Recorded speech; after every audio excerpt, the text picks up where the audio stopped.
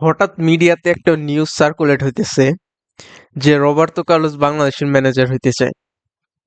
এটা কোনো reliable source নাই, খুঁজছি অনেক, কোনো রিলায়েবল সোর্স পাই নাই, but it can be true. যদিও রবার্তো কার্লোস এখন রিয়াল মাদ্রিদের ব্র্যান্ড অ্যাম্বাসেডর হিসেবে আছে, বাট রবার্তো কার্লোস দিল্লিকে ম্যানেজ করছে, ইন্ডিয়ান সুপার লিগ, দিল্লি ডায়নামোসকে ম্যানেজ করছে, ম্যানেজ না, স্টাফে ছিল, কোচিং স্টাফে ছিল আর কি। রবার্তো কার্লোস খেলছে, রবার্তো কার্লোস ইন্ডিয়াতে খেলছে, ইন্ডিয়ান সুপার লিগে রবার্তো কার্লোস খেলছে, মেবি দিল্লির হয়ে খেলছে। আরেকটা সোর্স আছে, সেটা হলো বসুন্ধরা কিংসের বর্তমান ম্যানেজারের নাম রবার্তো কার্লোস মারিও সামথিং, এটা থেকে আসতে পারে। বাট রবার্তো কার্লোস বাংলাদেশের ম্যানেজার হিসাবে যে আগ্রহ জানাইছে, it can be true, because সে যেহেতু ইন্ডিয়াতে খেলে আসছে, ইন্ডিয়ার একটা টিমকে ম্যানেজ করছে, ম্যানেজার হিসাবে না, কোনো একটা জিনিসের ছিল, কোনো ম্যানেজেরিয়াল এক্সপিরিয়েন্স নাই রবার্তো কার্লোসের। আমার মনে হয় না রবার্তো কার্লোসকে আনা ঠিক হবে, যদিও বাংলাদেশ এমন কেউ নেই যে রবার্তো কার্লোসের থেকে বেশি ম্যানেজারের এক্সপিরিয়েন্স আছে বা বেশি এক্সপিরিয়েন্স আছে ফুটবল নিয়ে, বাট রবার্তো কার্লোসের কোনো এক্সপিরিয়েন্স নাই ম্যানেজার হওয়ার।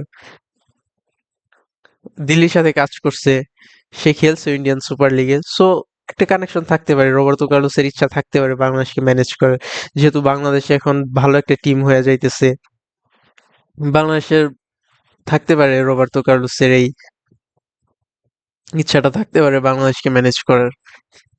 তারপর আরেকটা, হামজা চৌধুরীকে নাকি বার্সা নেওয়ার জন্য একটা ইন্টারেস্ট জানাইছে। Actually it's not true, but true. এটা বাংলাদেশের হামজা চৌধুরী না, এটা অন্য একটা হামজা চৌধুরী, অন্য দেশের Hamza Chowdhury. So it's not true but true, এটা বাংলাদেশের হামজা চৌধুরী না।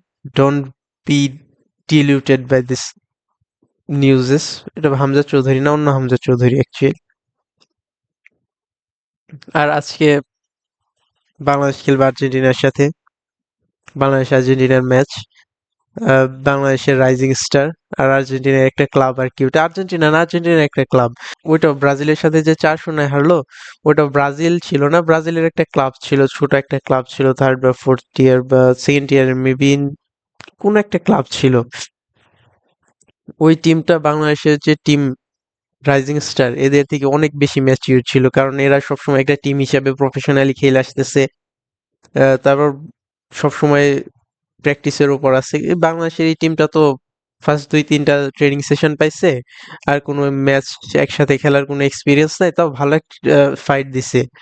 আহ, আমাদের একটা রাইট ব্যাক ছিল, নাম এখন বলতে পারবো না, বাট একটা ভালো ফাইট দিছে, ইব্রাহিম মেবি সামথিং এই টাইপের, চাকমা বিতোষক চাকমা, ভালো ফাইট দিছে, প্লেড ওয়েল, ওভারঅল ভালো খেলছে, ট্যালেন্ট আছে, রিজিওনাল প্লেয়ারদের মধ্যে ট্যালেন্ট আছে।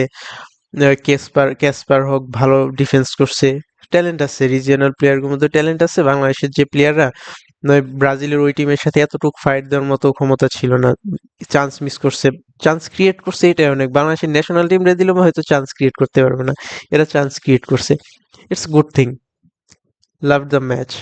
আর্জেন্টিনার এগেনস্টে দেখি কি করে। So that's the news about Bangladesh today.